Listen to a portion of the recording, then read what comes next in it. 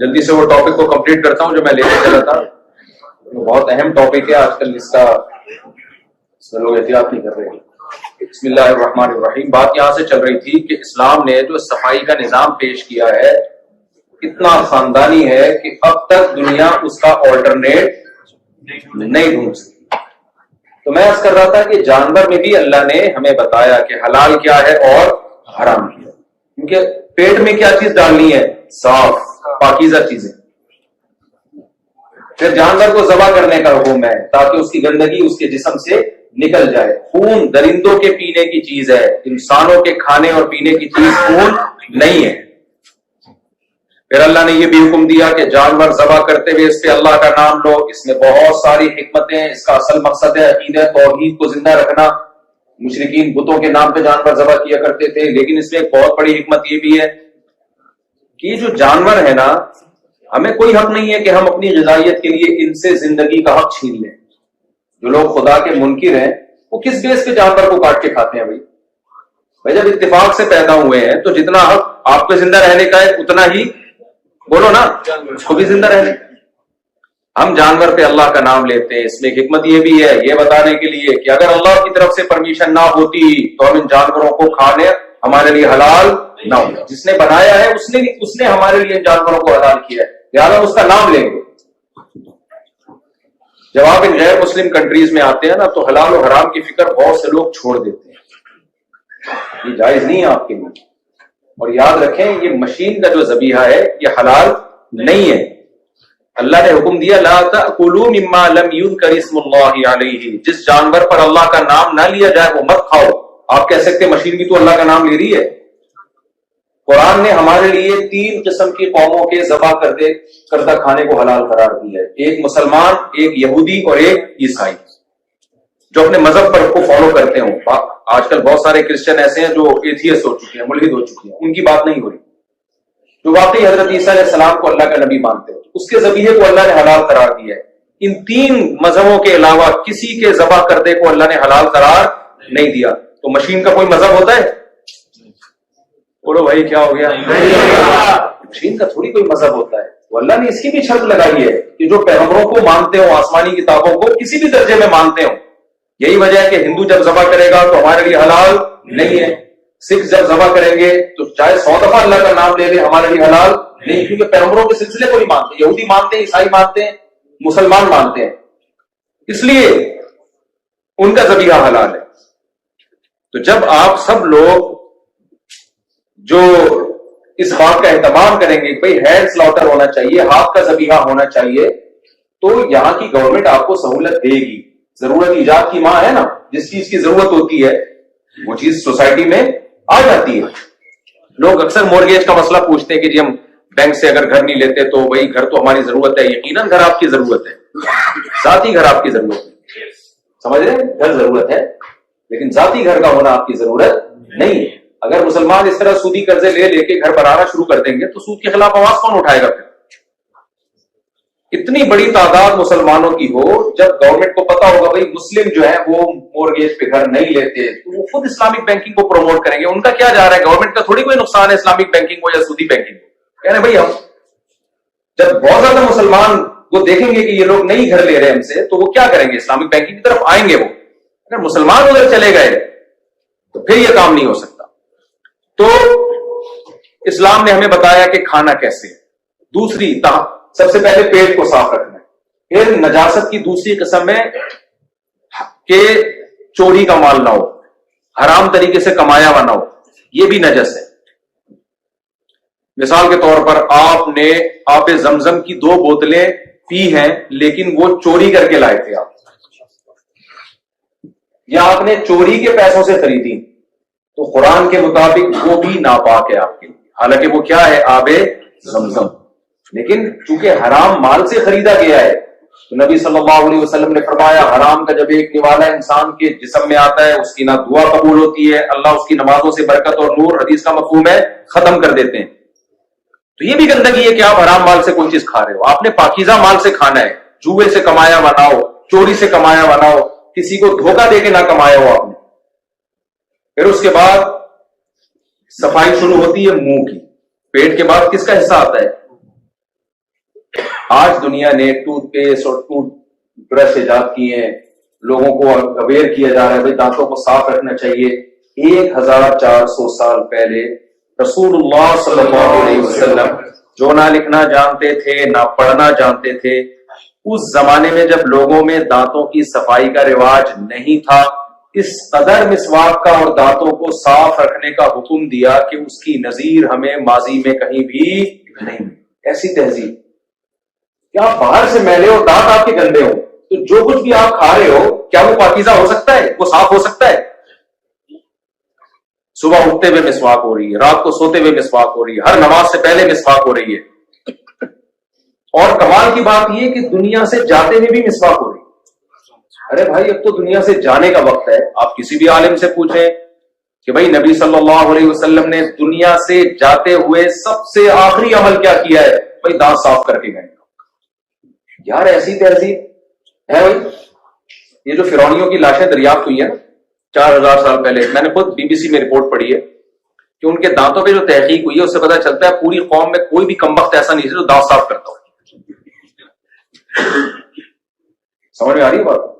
ان کے دانتوں پہ جو تحقیق ہوئی ہے نا اس سے پتا چلتا ہے کہ پوری قوم میں کوئی بھی کمبخت ایسا نہیں تھا جس کو دانتوں کی صفائی کی تو, حالانکہ بادشاہ تھے, رائل فیملی کے لوگ تھے, ان میں تو صفائی ویسے ہی زیادہ ہوتی ہے, دانت کوئی بھی صاف نہیں. دانتوں کو صاف کرنے کے بارے میں جو رہنمائی ملی ہے لوگوں کو وہ پیغمبروں سے ملی ہے. موسیٰ علیہ السلام مسواک کیا کرتے تھے, ابراہیم علیہ السلام مسواک کیا کرتے تھے, یعقوب علیہ السلام, یوسف علیہ السلام, جن کا بھی پیغمبروں سے لنک ہے ان میں تو آپ کو مسواک اور دانتوں کی صفائی نظر آئے گی. جن قوموں کا پیغمبروں سے رشتہ کمزور ہو گیا ان میں جب تک سائنسدانوں نے یا ڈاکٹروں نے اس کو پروموٹ نہیں کیا ہے اس وقت تک ان میں دانتوں کی صفائی کا کوئی تصور نہیں تھا. سمجھ میں آ رہی ہے کہ نہیں آ رہی ہے بات؟ تو منہ کی صفائی 15 دفعہ منہ کو دھونے کا حکم دیا اسلام نے. فجر ہم پڑھتے ہیں تو وضو میں کتنی دفعہ کلی کرتے ہیں؟ 3 دفعہ. پھر ظہر میں 3 دفعہ. 5 نمازوں میں کم سے کم کتنی دفعہ ہو جائے گا؟ اور کراچی میں تو اور زیادہ دفعہ ہوتا ہے, اور زیادہ دفعہ ہوتا ہے. اب کیوں ہوتا ہے؟ یا کبھی آپ اکیلے میں ملیں گے تو انشاءاللہ میں آپ سے اس بارے میں بات کروں. ہر بات کھلے میں نہیں بیان کی جا سکتی, چھاؤں میں, کیونکہ غذائیں ایسی ہیں نا کہ وضو کا ٹھہرانا بہت مشکل کام ہے, بہت مشکل کام. ویسے تو یہاں بھی یہی غذا ہے, اتنا زیادہ احساس سے کمتری میں جانے کی. پیزے برگر تو یہاں بھی لوگ کھا رہے ہیں, بلکہ یہاں زیادہ کھا رہے ہیں, ہم تو پھر بھی تھوڑی سی نیچرل غذا کھا لیتے ہیں. ہر چیز میں ہم خراب نہیں ہیں, ذہن میں رکھیں. بہت ساری چیزیں ہماری خاندانی ہیں. یہاں انگریز سے پراٹھا ہضم کروا کے دکھاؤ, جو پراٹھے ہم کھاتے ہیں نا وہ کسی گورے کو بولے تو بہت بڑا فنٹر ہے, یہ 2 پراٹھے ہضم کر کے دکھاؤ. خیر, تو پھر تیسرے نمبر پہ صفائی میں لباس آتا ہے یا باڈی آتی ہے آپ کی؟ لباس باہر کی چیز ہے نا. تیسرے نمبر پہ کیا آتی ہے؟ نبی صلی اللہ علیہ وسلم نے دن میں 15 دفعہ منہ کے دھونے کا حکم دیا ہے, قرآن میں ہے. 15 دفعہ بازو, 15 دفعہ پاؤں, 1 دفعہ سر کا مسا اور کانوں میں مسا. اس کے علاوہ آپ صلی اللہ علیہ وسلم نے فرمایا حق علی کل مسلم ان یغتسل فی کل اسبوع مرۃ او کما قال صلی اللہ علیہ وسلم. ہر مسلمان پر لازم ہے کہ ہفتے میں کم سے کم 1 دفعہ وہ غسل کرے. یہ اس قوم کو غسل کرنے کا حکم دیا جا رہا ہے جس کے پاس سب سے مہنگی چیز پانی تھا.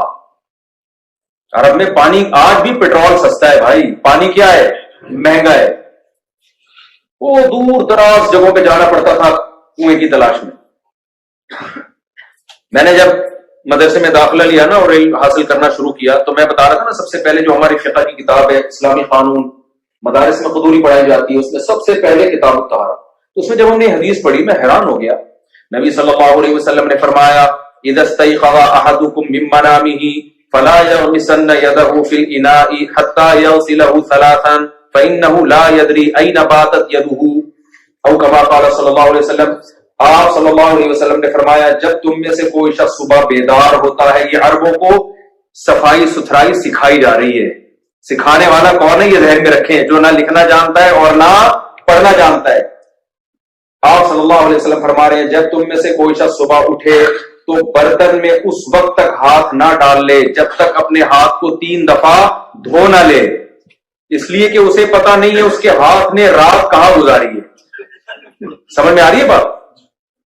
رات میں کوئی کتا بھی آ سکتا ہے, کوئی جانور آ سکتا ہے, کوئی گندگی لگ سکتی ہے, اپنی شرمگاہ پہ ہاتھ بھی لگ سکتا ہے, کسی کا پسینہ لگ سکتا ہے, 20 امکانات ہیں. یقین نہیں ہے نجس ہونے کا, یقین نہیں ہے, امکان کی بیس پہ حکم دیا جا رہا ہے کہ وہ پانی جس سے تم نے وضو کرنا ہے یا غسل کرنا ہے یا پینے کے لیے استعمال کرنا ہے, اس میں تمہیں 3 دفعہ ہاتھ دھوئے بغیر ہاتھ ڈالنے کی اجازت نہیں ہے. صفائی کا یہ تصور میں سمجھتا ہوں اب بھی سوسائٹی میں نہیں ہے جو 1400 سال پہلے محمد صلی اللہ علیہ وسلم نے پیش کیا ہے. تبھی تمام فقہاء ایک مسئلہ بیان کرتے ہیں, بھائی بالٹی میں اگر پانی رکھا ہے, غسل سے پہلے آپ کسی طرح پگے سے کسی طرح چلو سے اپنے ہاتھوں کو پہلے 3 دفعہ اچھی طرح دھوئیں, اس کے بعد آپ ہاتھ ڈالیں. اور ہمارے یہاں کیا ہوتا ہے, لنگی پہن کے ڈائریکٹ ڈبکی لگا رہے ہوتے ہیں لوگ. کیا خیال ہے بھائی, ڈبکی لگا رہے ہوتے ہیں. پانی سے استنجا یہ کس نے سکھایا ہے؟ محمد صلی اللہ علیہ وسلم سکھایا. لہذا جن قوموں میں محمد صلی اللہ علیہ وسلم کی تعلیمات نہیں ہے, ان میں اب تک پانی سے استنجا کا رواج نہیں. کیوں؟ اس کا تعلق آپ کی باڈی سے ہے, باڈی کو زیادہ فوکس کر رہا ہے. قرآن میں ان لوگوں کے بارے میں تعریف نازل ہوئی جو پانی سے استنجا کیا کرتے تھے. فیہ رجال یحبون ان یتطہروا واللہ یحب المطہرین. اللہ پاکیزہ رہنے والوں کو پسند کرتا ہے. یہاں پاکیزہ رہنے والوں سے کون مراد ہیں؟ جو پانی سے استنجا کیا کرتے تھے. آپ بھی دنیا میں گئے ہوں گے بہت سارے کنٹریز میں, صرف اسلامی ملکوں میں آپ کو واش روم میں پانی نظر آئے گا, باقی جگہوں پہ نہیں ہے. اب جاپان میں آ گیا ہے, وہ بھی انہوں نے مسلمانوں سے سیکھا ہے. لیکن چلو اچھی بات ہے, تو اچھی چیز وہ لوگ لے لیتے ہیں, اور پھر ایسا خاندانی آیا ہے کہ وہ ہمارے یہاں نہیں ہے. جاپان تو پھر جاپان ہے نا. آدمی ایسے ٹیکنیکل سسٹم ہے کہ آدمی بس نہلا کے دودھ بڑھا کے ایسا لگتا ہے کہ صدیوں کے گناہ معاف ہو گئے. ان کی تو مشینری ہے نا کہ ہر چیز بٹن دباؤ بس. ابھی کیا, میں آپ کبھی جائیں جاپان تو پھر آپ کو پتا چلے گا کہ جاپان کے واش روم کیسے خاندانی ہو گئے ہیں. تو پانی سے استنجا سکھایا, پھر غسل سکھایا. غسل جنابت دنیا کی کسی قوم میں نہیں ہے. پھر ہمیں یہ بتایا رسول اللہ صلی اللہ علیہ وسلم نے فرمایا 10 چیزیں پیغمبروں کی فطرت ہیں. ان میں بہت سی چیزوں کا صفائی سے تعلق ہے. اس میں آپ نے فرمایا ناخن تراشنا. آج ہماری خواتین کے چنگیز خان کی طرح بڑے بڑے ناخن ہوتے ہیں, اس کو سمجھتی ہیں کہ بڑے بڑے اچھے لگ رہے ہیں. بھائی یہ فطرت کی وقت سے بغاوت ہے, یہ نیچر سے بغاوت ہے. آپ کو کھانے میں بھی تکلیف ہو رہی ہے, اور پھر تمہارا ہوگا کیا اگر تمہاری بیوی کو غصہ آیا اور اس نے ناخن لوگ اپنی بیویوں کو کہہ رہے تھے ناخن بڑا مجھے پسند ہے, غصہ آ گیا اور اس نے گھونپ دیے آپ کے اندر. یہ نہیں. بہت معذرت کے ساتھ خواتین کو میں کہوں گا, بھائی وہ زینت اختیار کرو جو فطرت کے قریب ہے. کس قدر ٹینشن ہے آپ بتائیں. ایک ہفتہ ناخن بڑھ جاتے ہیں, ہر وقت انگلیوں میں الجھن ہوتی ہے کہ نہیں؟ ہمارے تو ہوتی ہے, ایسے الجھن شروع ہو جاتی ہے ہر وقت, یار کاٹے کسی طریقے. آپ نے 2 مہینے سے بڑھائے ہوئے ہیں. یہ زینت نہیں ہے بھائی, یہ تغیر خلق اللہ ہے. اللہ کی تخلیق کو بگاڑنا ہے. آپ کاٹے ناخن, آپ کو سکون ملے گا. کوئی حسن نہیں ہے اس میں ناخن بڑھانے میں. تو نبی صلی اللہ علیہ وسلم نے حلق آنا, زیر ناک بال کے صاف کرنے کا حکم دیا. آپ صلی اللہ علیہ وسلم نے نتف الابط, بغلوں کے بالوں کی صفائی کا حکم دیا. دنیا کی کسی قوم میں اس صفائی کا اہتمام نہیں تھا. جو ختنے کا حکم دیا ہے اس کی بھی بڑی وجہ صفائی ستھرائی ہے, گندگی نہ ہو. یار یہ 1400 سال پہلے تعلیمات دی جا رہی ہے, جو اب تک بھی دنیا کی بہت سی پڑھی لکھی قوموں کو یہ تعلیمات سمجھ میں نہیں ہے, ابھی تک فالو نہیں کیا جا رہا ان کو, کیونکہ ان سب چیزوں کا تعلق آپ کی باڈی سے. پھر ہے لباس کی طہارت. کیسے خاندانی احکام دیے, کپڑوں پہ گندگی لگ جائے تو نماز قبول نہیں ہوگی, اور 5 ٹائم نماز پڑھنا آپ کی ذمہ داری.